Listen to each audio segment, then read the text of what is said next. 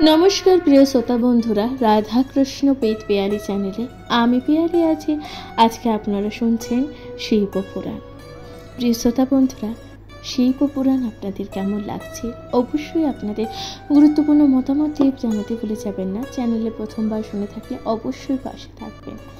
শিব পুরাণ যেখানে মহাদেবের অলৌকিক লীলা তথা পুজো করার সম্পূর্ণ বিধান যা বিস্তারিতভাবে বর্ণনা আছে অবশ্যই তা শুনতে থাকবেন। প্রিয় শ্রোতা বন্ধুরা আজকের আলোচ্য বিষয়বস্তু চতুর্থ সংহিতা সনত কুমার সংহিতা। আপনারা শুনবেন 33তম অধ্যায় যেখানে বলা হচ্ছে ধ্যান যোগ। প্রিয় শ্রোতা বন্ধুরা তাহলে শুনতে থাকুন শিব পুরাণ। এরপর সনত কুমার বললেন যে সনত কুমার ধ্যানযোগ সম্পর্কে বলতে লাগলেন। তিনি বললেন সাধন 5 প্রকার। তাহলে সাধনা কয় প্রকার?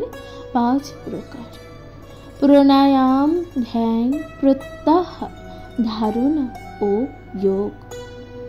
প্রাণায়াম হলো পঞ্চ প্রাণীর নিয়ামক। কোনো জন্তু যদি মানুষের বশ হয় তাহলে সেই ব্যক্তি সেই জন্তুকে কোনো কারণে কষ্ট দিলেও জন্তুটি তা সত্ত্বেও প্রভুর পেছনে অনুসরণ করে।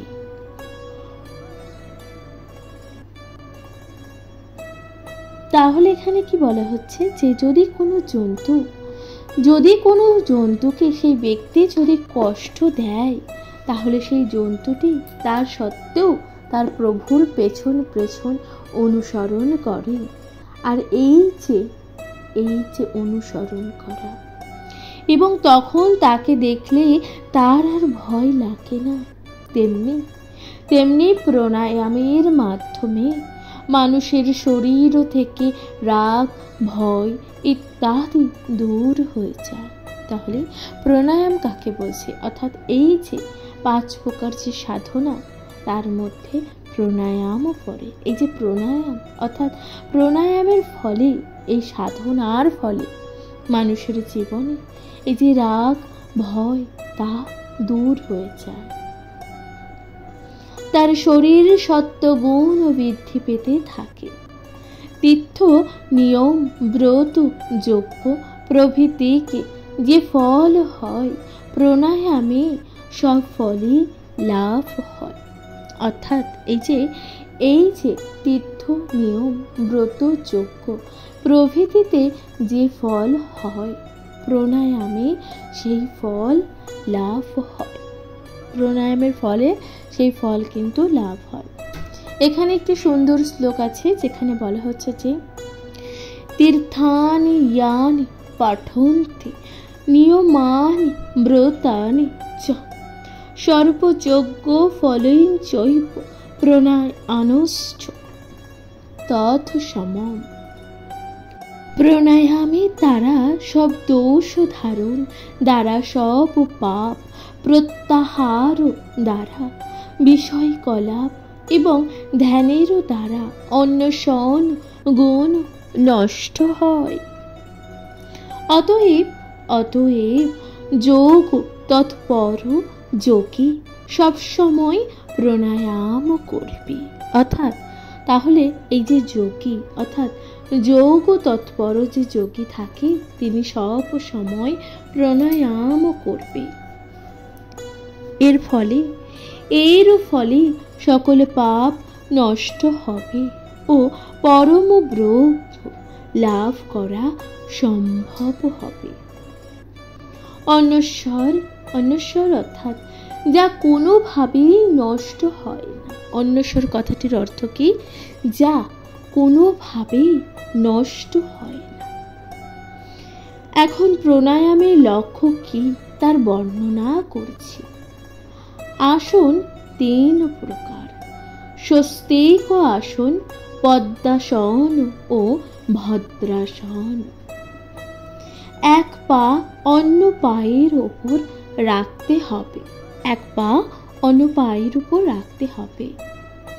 নিশ্চল মনে ঘাড় স্থির রেখে দুই পাকে এমনভাবে রাখতে হবে যাতে হাঁটু ও উরুর মধ্যে বিপকৃত করতে হবে। ঘাড় ও মাথা সমানভাবে অবস্থিত হবে, তাহলে তা হবে স্বস্তিক আসন। দুই অরুর উপরে দুই পায়ের তলদেশ রাখতে হবে। তারপর বাম হাতের আঙ্গুল দিয়ে ডান পায়ের আঙ্গুল, আবার ডান হাতের আঙ্গুল দিয়ে বাম পায়ের আঙ্গুল ধরতে হবে। এইভাবে যে আসন হয় তাকে বলা হয় পদ্মাসন। তাহলে পদ্মাসন কিভাবে হয় আশা করছি তা আপনারা বুঝতে পারছেন। তৃতীয় হলো, এই আসনের দ্বারা পাপ, ভয় ও রোগ প্রভৃতি দূর হয়। অর্থাৎ এই যে পদ্মাসনের দ্বারা কি কি হয়, রোগ, ভয়, পাপ এই সমস্ত কিছু দূর হয়। দুই পা নিচের দিকে সোজাভাবে মুড়ে দুই হাঁটুর ওপর দুই হাত দৃঢ়ভাবে রাখতে হবে। তাহলে দুই পা নিচের দিকে সোজাভাবে মুড়ে দুই হাঁটুর ওপর দুই হাত দৃঢ়ভাবে রাখতে হবে, সোজা হয়ে বসতে হবে। এটি হলো ভদ্রাসন। এই আসন করলে বিষ রোগ নষ্ট হয়। মুখ ঢেকে চোখ বন্ধ করে বাক্য সংযম করে বা কথা না বলে থাকতে হবে। মুখটি অল্প নেমে থাকবে, মুখটি অল্প নেমে থাকবে। দাঁত দিয়ে দাঁত স্পর্শ করা যাবে না। কোনো দিকে জিভ ঘোরাফেরা করবে না। নিশ্চল পাষাণের মতন বসে থাকতে হবে। রজগুণ দিয়ে তমগুণ, আবার সত্যগুণ দিয়ে রজগুণকে ঢেকে রাখতে হবে। যোগী যোগ সাধনার বলে নিশ্চল হয়ে সমাধির মাধ্যমে ইন্দ্রিয়, বিষয়, মন এবং প্রাণ সহ পাঁচ বায়ুকে বন্ধ রাখবে। তারপর কচ্ছপের মতো সমস্ত শরীরকে সংকুচিত করবে। বিষয় থেকে নিবৃত্ত রূপ প্রত্যাহার শুরু করবে। তারপর নিমেষ নিক্ষেপের সময় মাত্রা হিসাবে নির্দিষ্ট হয়। 12 বার বলার সময় প্রাণায়াম বিহিত হয়। যোগীর যে 12 প্রাণায়ামের সিদ্ধির সময় এক ধারণা হয়। যোগী ধারণা অভ্যাস করবে। আধ্যাত্মিক যোগী প্রতিদিন 10 থেকে শুরু করে ক্রমে 12, 20 ও 24 ধারণা অভ্যাস করবে। এইভাবে যে ব্যক্তির দিব্য পরমাত্মার সাক্ষাৎ লাভ হয় তার আর জন্ম হয় না। যোগী তার শক্তি অনুসারে ধারণা ঠিক করবে। পুনরায় প্রত্যাহার শুরু করবে। ইন্দ্রিয় সকলকে ধীরে ধীরে জয় করবে এবং ধ্যান করবে। অজিতেন্দ্রিয় ব্যক্তিও মোহের দ্বারা আকৃষ্ট হয়। সেজন্যই অবশ্যই বিষয় ও ইন্দ্রিয় জপ করবেন।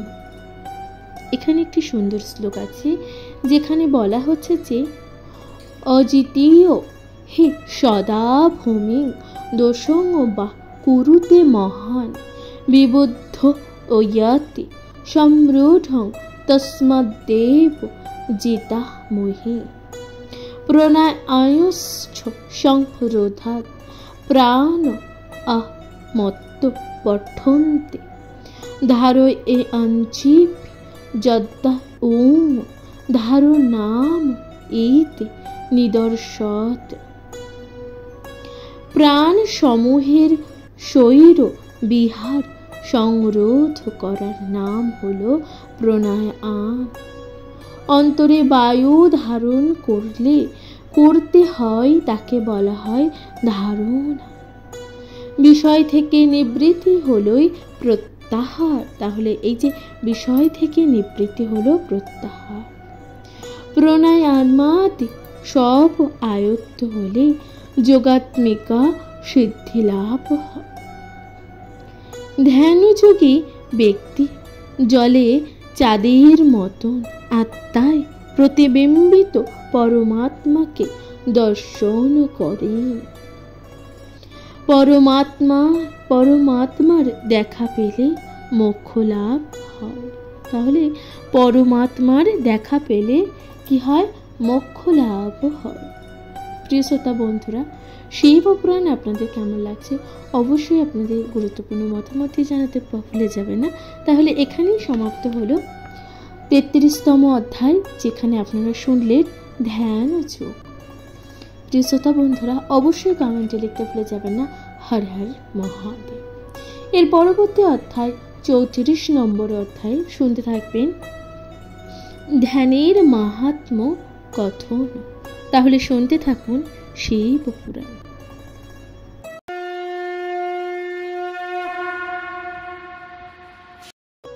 নমস্কার প্রিয় শ্রোতা বন্ধুরা, রাধা কৃষ্ণ পেট পিয়ালি চ্যানেলে আমি পিয়ালি আছি। আজকে আপনারা শুনছেন শিবপুরাণ। শিবপুরাণের আজকের আলোচ্য বিষয়বস্তু 14 অধ্যায়। আপনারা শুনবেন সনত কুমার সংহিতার 34তম অধ্যায়। 34তম অধ্যায়, যেখানে আপনারা শুনতে চলেছেন ধ্যান মাহাত্ম্য কথন। ব্যাসদেব বললেন, হে ভগবান, যোগের পরম বিধি শুনতে ইচ্ছে হচ্ছে, আপনি অনুগ্রহ করে তা বলুন। অর্থাৎ ব্যাসদেব সনত কুমারের কাছে শুনতে চাইছেন এই যে যোগের পরম যে বিধি বিধান, তা শুনতে যে বড় ইচ্ছে হচ্ছে, আপনি অনুগ্রহ করে একটু জানান। এরপর সনত কুমার বললেন, মুনিশ্রেষ্ঠ দুর্বাসা মহাদেবকে জিজ্ঞাসা করলেন, ভগবান পাপে আবদ্ধ 4 বর্ণের মানুষ, শাপক, শ্লেষ্য, চণ্ডাল, শূকর, লুব্ধ, কন্যা দূষক, পরবৃত্তিহারী, স্ত্রী জাতির নপুংসক, মাতৃপিতৃ ত্যাগে সবাই কিভাবে মুক্তি লাভ করবে? এরা কিভাবে পাপ থেকে নিষ্কৃতি পাবে? মহাদেব তখন বললেন, মহাদেব বলছেন যে ব্রাহ্মণ, ক্ষত্রিয়, বৈশ্য ও শূদ্র ও অন্যান্য চণ্ডাল বিশেষ এই যে শ্লেষ্য প্রভৃতি পাপ পরায়ণ মানুষ ধ্যান যোগে সকল পাপ থেকে মুক্তি হবে। তাহলে এই যে সকল মানুষ কিভাবে মুক্তি পাবে? ধ্যান যোগে সকলে মুক্তি পাবে, ধ্যানের মাধ্যমে সকলে মুক্তি পাবে। তাই ভগবান বলছেন যে, অর্থাৎ সনত কুমার বলছেন এরপর, আত্মবিদ শুদ্ধ বুদ্ধি বা শুদ্ধ বুদ্ধি ধ্যানীগণ ব্রহ্ম ও মোক্ষ লাভ করে থাকে। শুদ্ধ ধ্যানের মাধ্যমে সিদ্ধি লাভ হয়। তাহলে শুদ্ধ ধ্যানের মাধ্যমে কি হয়? সিদ্ধি লাভ হয়। এক মনে ধ্যান করলে সকল পাপ নষ্ট হয়। তাহলে এক মনে আমরা যখন ধ্যান করি কি হয়? সকল পাপ নষ্ট হয়। দুষ্কর্মকারীও ধ্যানের ফলে সকল পাপ মুক্ত হয়। নিত্যযোগী ব্যক্তি অল্প আয়াসের ধ্যানে নিজের মন স্থির রাখতে পারে, ফলে সেই ব্যক্তি সিদ্ধ লাভ হয়। যত্ন সহকারে ধারণা লাভ করার জন্য তৎপর হও, কারণ ধারণা লাভ হলে মানুষ সিদ্ধ হয়। ধ্যানযোগী যেমন মোক্ষ লাভ করতে পারে, তেমনি নিজের ইচ্ছা মতো যে কোনো লোকে স্থান পায়। তাহলে ভগবান কি বলছেন? যে ধ্যানযোগী যেমন মোক্ষ লাভ করতে পারে, তেমনি নিজের ইচ্ছা মতন যে কোনো লোকেই ধ্যানযোগী স্থান পায়। প্রিয় শ্রোতা বন্ধুরা, তাহলে এখানেই সমাপ্ত হলো 34তম অধ্যায়। আপনারা শুনলেন ধ্যানের মাহাত্ম্যের কথন। প্রিয় শ্রোতা বন্ধুরা, শিব পুরাণ আপনাদের কেমন লাগছে অবশ্যই আপনাদের গুরুত্বপূর্ণ মতামত জানাতে ভুলে যাবেন না, কমেন্টে লিখতে ভুলে যাবেন না। হর হর মহাদেব। এর পরবর্তী অধ্যায় আপনারা শুনবেন 35তম অধ্যায়, যেখানে বলা হবে ধ্যান যোগের বিধি। শুনতে থাকুন শিব পুরাণ।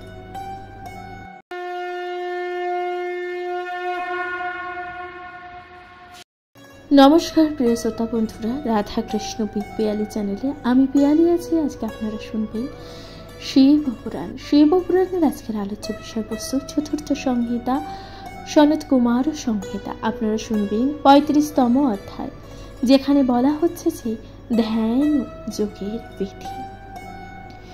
দুর্বাসা বললেন, হে নাথ, ধ্যান কি প্রকার? আপনি অনুগ্রহ করে এই যে সেই বিষয় আমাকে বলুন।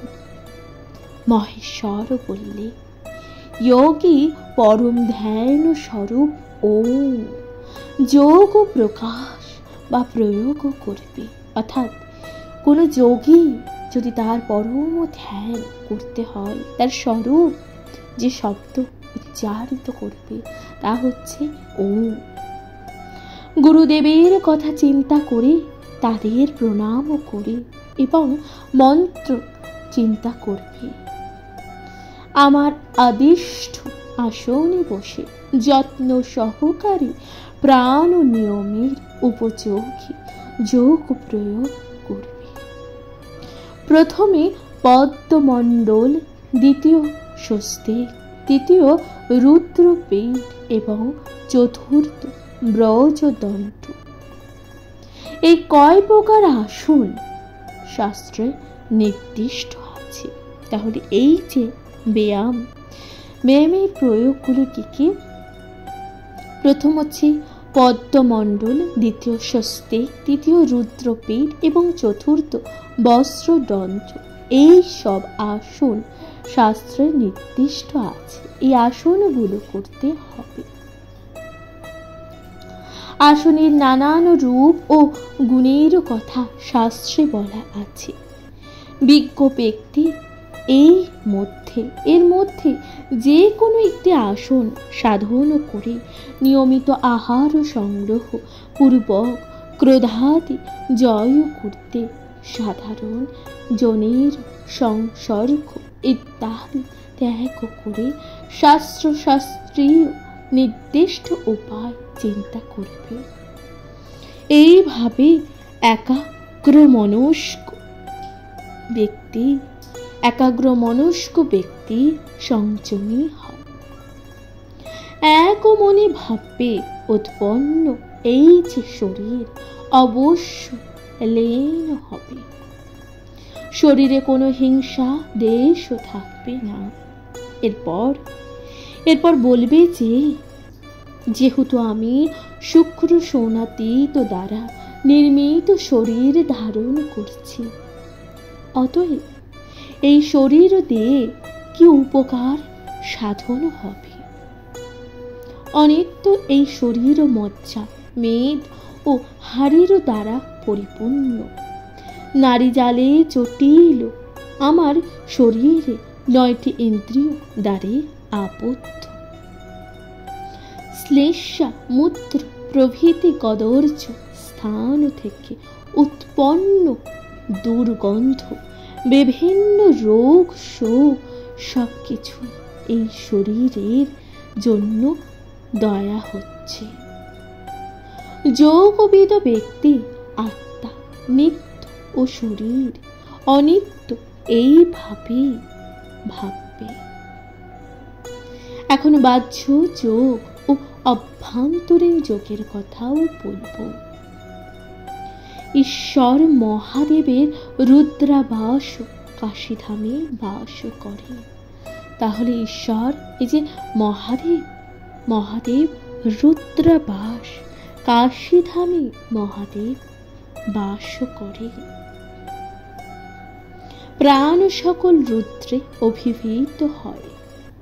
পরম শরীর অভিমুক্ত, সেখানে দেব বাস করায়, সেখানে হলো রুদ্রবাস, অর্থাৎ সেখানে দেব অর্থাৎ দেবতা বাস করার জন্য সেই কাশীক্ষেত্র হলো রুদ্রাবাস। এটি হলো অভ্যন্তরীণ যোগ। শত্রু ত্বক, চক্ষু, জিহ্বা ও নাক, অব্যক্ত বুদ্ধি, অহংকার, মন, চিত্ত, খ্যাতি, অপ, তেজ, মরুত যে প্রাণায়াম করা হয় তাকে ধারণা বলে। মনকে প্রাণায়ামের দ্বারা বশ করে প্রাণ যোগ করতে হবে। মনকে অতিক্রম করে কোনো কর্ম করা যায় না, অর্থাৎ আমাদের মনকে অতিক্রম করে কোনো কর্ম কি করা যায়? কারণ মন হলো জীবের মূল, অর্থাৎ আমাদের যে মানুষের মন হলো জীবের মূল। তারপর মাথার যোগের দ্বারা তত্ত্ব সমষ্টির পৃথক পৃথক ভাবনা অভ্যাস করতে হবে।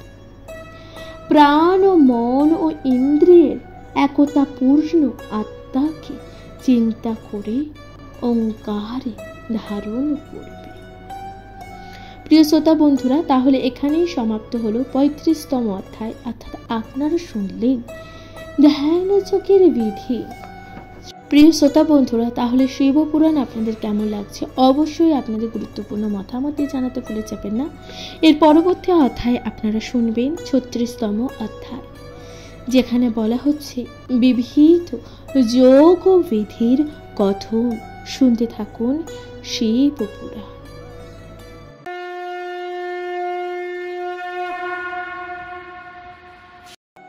নমস্কার প্রিয় শ্রোতা বন্ধুরা, রাধা কৃষ্ণ বিদ পিয়ালি চ্যানেলে আমি পিয়ালি আছি। আজকে আপনারা শুনছেন শিবপুরাণ। আজকের আলোচ্য বিষয়বস্তু শিবপুরাণের 36তম অধ্যায়, যেখানে বলা হচ্ছে বিবিধ যোগ ও বিধির কথন।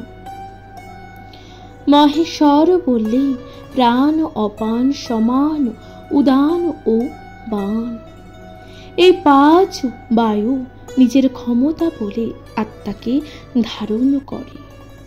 এই 5 প্রকার বায়ু সব সময় অবস্থান করে নখ, আঙ্গুল, আঙ্গুলের পর্ব, সন্ধি, উরু, পা, জঙ্ঘা, শীর্ণ ও বৃষণ, পায়ু, উপস্থ, কটি, হাত, হৃদয়, পিঠ, কপাল, জিভ, তালু, চোখ, নাক, শ্রোণী, 2 ভুরু ও মধ্যস্থান, মাথা প্রভৃতি স্থানে।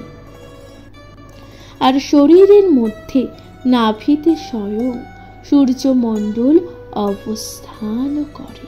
তাহলে শরীরের মধ্যে নাভিতে স্বয়ং কি অবস্থান করে? সূর্যমণ্ডল। তারও মধ্যে পরম ও সুন্দর চন্দ্রল ও চন্দ্রমণ্ডলে পরমাত্মার অধিষ্ঠান। সে পরমাত্মা অস্থি মাংস সকল দুঃখ কষ্ট বর্জিত। তিনি অত্যন্ত বিচক্ষণ। তাতে 100 সূর্যের সমান কান্তিশালী বর্ণে বর্ণনা বলা হয়েছে। আমাদের চিন্তায় যে ঈশ্বরের রূপ কল্পনা করা হয়, তিনি আসলে এই পৃথিবীর নিয়ন্ত্রণ। অর্থাৎ আমরা চিন্তায় যে ঈশ্বরের কথা চিন্তা করি, সেই চিন্তায় যিনি ঈশ্বরের রূপ আমরা কল্পনা করি, তিনি নিয়ন্ত্রণ করে। সদা স্ফটিকের মতন শুভ্রকান্তি সেই পুরুষ যিনি চোখের অগোচরে থাকে, তিনি এই নিখিল বিশ্বে বর্তমান আছেন।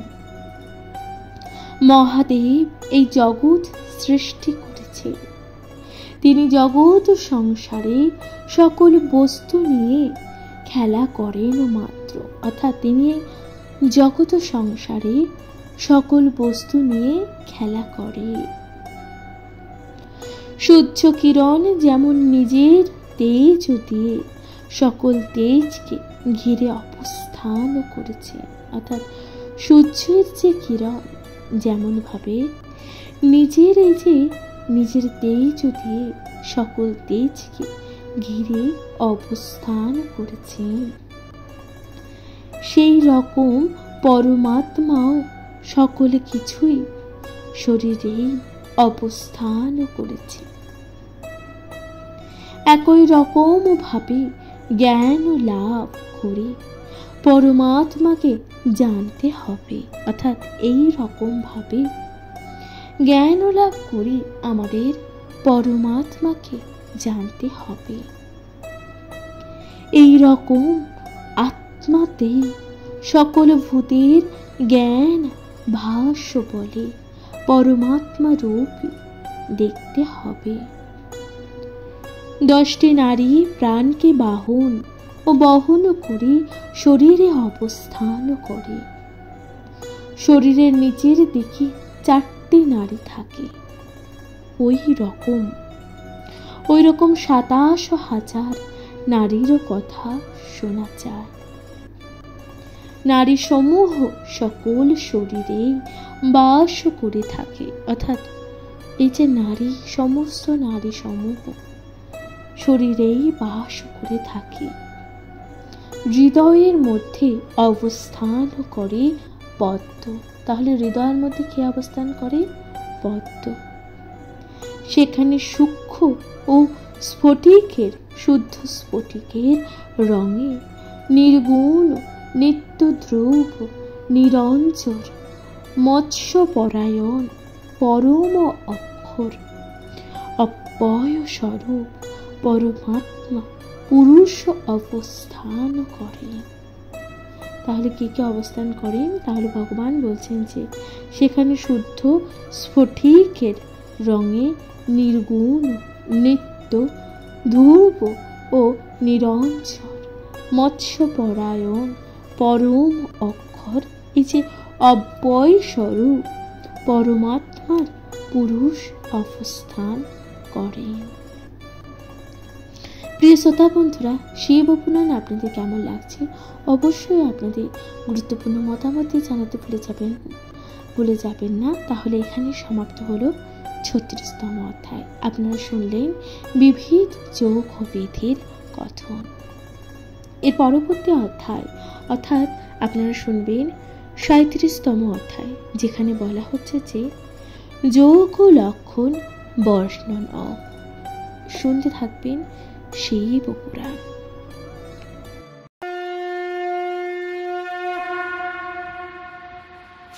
নমস্কার প্রিয় শ্রোতা বন্ধুরা, রাধা কৃষ্ণ বিদ পিয়ালি চ্যানেলে আমি পিয়ালি আছি। আজকে আপনারা শুনছেন শিব পুরাণ। প্রিয় শ্রোতা বন্ধুরা, শিবপুরাণের আপনারা শুনছেন ৩৭তম অধ্যায়, যেখানে বলা হচ্ছে যোগের লক্ষণম বর্ণনম, অর্থাৎ যোগের যে লক্ষণ তারই বর্ণনা করা হবে। শুনতে থাকবেন শিবপুরাণ। প্রাণীর 4টি বাহু হলো ঊর্ধ্ববাহু। এই যে আমাদের প্রাণের এই যে 4টি বাহু, তাহলে তাকে ঊর্ধ্ব বাহু। সেই চার বায়ুর মাধ্যমে অব্যয় পরমাত্মার আত্মসঞ্চারণ করা হয়। সেজন্যই নিত্য ধ্যান পরায়ণ পুরুষ যোগী নামে অভিহিত হয়। কিন্তু পাপচারী ব্যক্তি এই যে পথে পাপ আত্মাকে দেখতে পায় না, তবে সে ব্যক্তি নিত্য পাপ কর্ম করে নিত্য ধ্যান পরায়ণ হয়। তার কোনো দোষই থাকে না। আগুন যেমন কাঠকে পুড়িয়ে দেয়, তেমনি ধ্যানেরও আগুন মানুষের সব পাপ বিনষ্ট হয়। বেদ যজ্ঞ, জপ যোগ ও শৌচতা, মানসযোগ, এমনকি ব্রহ্মচর্যের মাধ্যমে যে পরম তত্ত্ব সন্ধান পাওয়া যায়।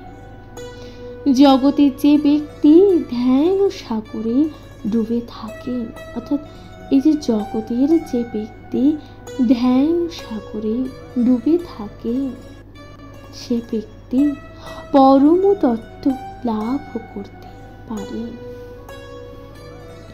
নদীতে স্নান, তীর্থে ভ্রমণ, দীক্ষা, মাথা মুন্ডন, দৈব ব্রজ কিংবা ত্রিদণ্ড ধারণেও কিছু হয় না। যে ব্যক্তি ধ্যানের মতো ক্রিয়া না করেছেন, পরম পদ লাভ করা তার ভাগ্যেও ঘটে না।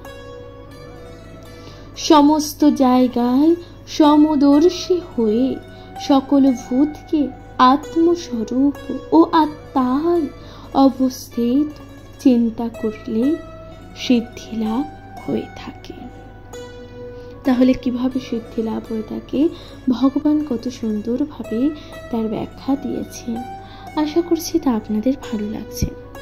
প্রিয় শ্রোতা বন্ধুরা, শিবপুরাণ আপনাদের কেমন লাগছে অবশ্যই আপনাদের গুরুত্বপূর্ণ মতামত দিয়ে জানাতে ভুলে যাবেন না।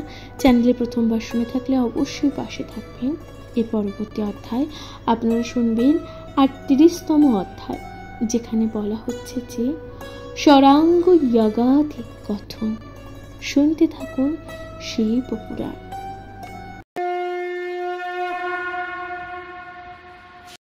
নমস্কার প্রিয় শ্রোতা বন্ধুরা, রাধা কৃষ্ণ বেদ পিয়ালি চ্যানেলে আমি পিয়ালি আছি। আজকে আপনারা শুনবেন শিবপুরাণ। শিবপুরাণের আজকের আলোচ্য বিষয়বস্তু ৩৮তম অধ্যায়, যেখানে বলা হচ্ছে যে ষড়াঙ্গ যোগাধি কথন। দুর্বাসা বললেন যে দেব শঙ্কর, শরীরে কিভাবে ষড়াঙ্গ যোগ সাধিত হয়। মহাদেব তখন বললেন যে প্রাণায়াম ও ধ্যানকে সাধন অর্থাৎ ধারণ যোগ বলা হয়। তারও মধ্যে প্রাণ নিগ্রহকে প্রাণায়াম বলে। যোগ প্রবৃত্তি ব্যক্তি নির্জনে স্থির চিত্তে ওঙ্কার ধ্যান করবে। সকল ইন্দ্রিয় এবং সেই সকল ইন্দ্রিয়কে বলে যোগ। বিষয় সমূহের প্রজ্ঞা বলে সংকুচিত করার নামই হলো প্রত্যাহার। 10টি ইন্দ্রিয়ের ওঙ্কার যোগ এবং জপকে বলা হয় যোগ বলা হয়।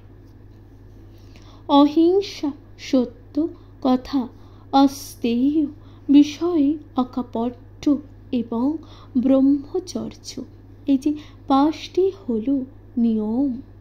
নিয়ম ও পদবাচ্য। আক্রোধ, গুরুসেবা, শৌচ, অর্থগতা এবং এই যে এগুলি হলো বেদজ্ঞ বিষয়ের নিয়ম। এর সঙ্গে শুদ্ধ বিজ্ঞান মিলে হলো সরঙ্গ যোগ। সেই যোগী নিত্য অব্যয় পরম পদ লোভী হয়ে থাকে।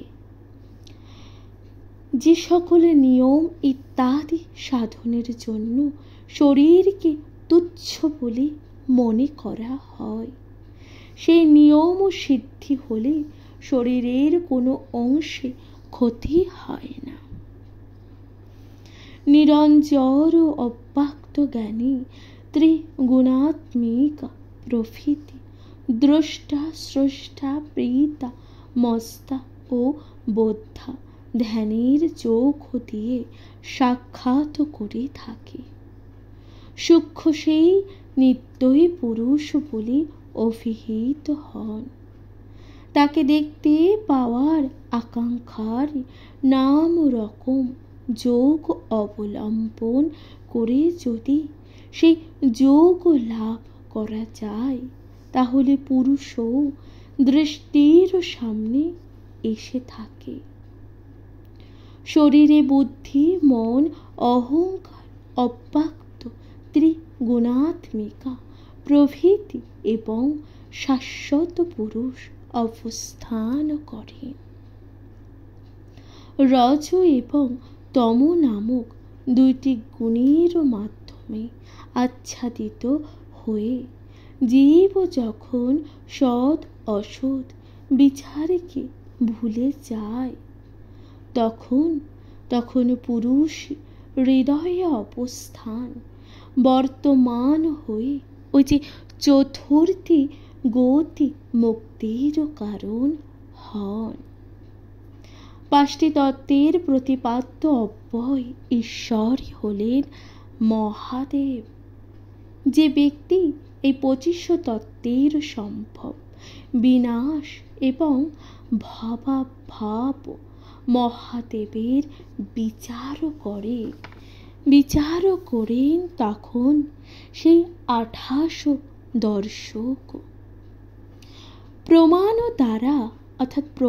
দ্বারা চতুর্থ অর্থাৎ মুক্তি জানা সম্ভব নয়। মানুষ যখন 25 তত্ত্ব জানতে পারে, তখন ঈশ্বর মহাদেবকে জানতে সক্ষম হয়।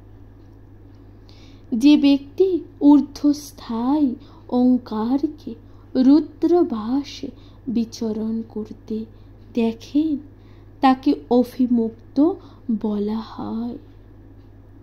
তার এতটাই মাহাত্ম্য হয়, যার দ্বারা তিনি মোক্ষ লাভ করেন এবং এমন কিছু জানেন যার মাধ্যমে তার পরম গতি লাভ হয়। তত্ত্বজ্ঞানী ব্যক্তি সেই পুরুষকে 25, 26 এবং 29 তত্ত্বস্বরূপ বলে জানে। 20 তত্ত্ব জেনেও মুক্তি লাভ করে। 24 তত্ত্ব হল যোগীর উপদ্রষ্টা, 25 হল তত্ত্বস্বরূপ এবং 26 তত্ত্বস্বরূপ বলে নির্দিষ্ট হয়েছে।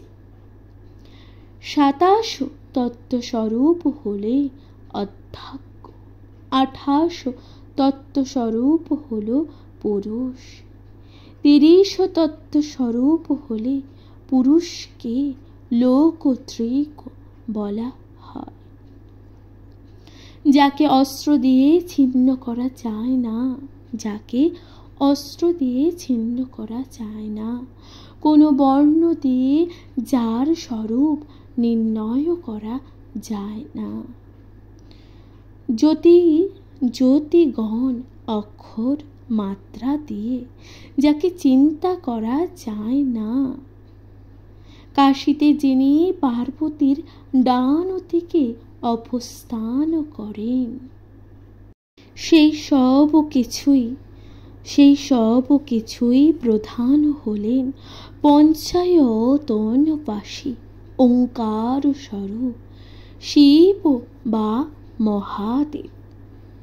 তার অনুগ্রহে মানুষ নির্মায় এক হন। যোগবিদ ব্যক্তি পরমেশ্বরকে চিন্তা করবেন, এই ভেবে ইনি নিষ্কল। তস্য চৈব প্রসাদেন নিষ্কল তত্ত্বম প্রপদ্যতে চিন্তয়েত যোগবান নিত্যমোহ নিষ্কলং ধ্রুবম। দুর্বাসা জানতে চাইলেন যে আপনি যে মাত্রা ও অক্ষরবাদ দেওয়ার কথা বলেছেন, তা কিভাবে জানা যাবে? মহাদেব তখন বললেন, হে বিপ্রে, ব্রহ্ম কিভাবে মাত্রা এবং অক্ষর বর্জিত হন তা শোনো। জ্যোতিগণ এ কথায় জেনে মুক্তি লাভ করে। ওঙ্কার হলো পরম ব্রহ্ম, এছাড়া আর কিছুই যে নেই। সেই ব্রহ্মাই হলো শরীরহীন পঞ্চমাত্রা। প্রথমা ও দ্বিতীয়া স্বর ব্যঞ্জন বর্ণাত্মিকা, দ্বিতীয়া হলো অত্যন্ত সূক্ষ্ম। যোগীরা যা চিন্তা করেন তিনি অত্যন্ত সূক্ষ্ম, নির্গুণ, প্রশান্ত ও অক্ষয়। তাকে জানলে মুক্তি লাভ করা যায়। অকার হলো তেজময়ী, হস্যকার হলো অক্ষয় স্বরূপ, মকার হলো তুরীয় সূক্ষ্ম। এই তিনটে মিলে হলো ওঙ্কার। ওঙ্কার উৎপন্ন হয়। যোগী যে সময় ওঙ্কার উচ্চারণ করেন, যোগ শুরু করবে, তখনই তার সিদ্ধ লাভ হবে। একই মণি দিয়ে গাঁথা হয় একটি মালা, যেমন বিভিন্ন রকম বলে মনে হয়, সেই রকম বারবার চিন্তা করতে হবে। প্রিয় শ্রোতা বন্ধুরা, তাহলে এখানেই সমাপ্ত হলো 38তম অধ্যায়। আপনারা শুনলেন ষড়াঙ্গ যোগাদির কথন। প্রিয় শ্রোতা বন্ধুরা, আশা করছি তা আপনাদের ভালো লাগছে। শিবপুরাণ আপনাদের কেমন লাগছে অবশ্যই আপনাদের গুরুত্বপূর্ণ মতামত জানাতে ভুলে যাবেন না। তাহলে আজকের মতো জানাচ্ছি এখানে বিদায়। ভালো থাকবেন, সুস্থ থাকবেন, শুনতে থাকবেন শিবপুরাণ। কমেন্টে লিখতে ভুলে যাবেন না হর হর মহাদেব। নিজের প্রিয় মানুষ, কাছের মানুষের সাথে অবশ্যই ভাগ করে নিতে ভুলে যাবেন না শিবপুরাণ। নমস্কার প্রিয় শ্রোতা।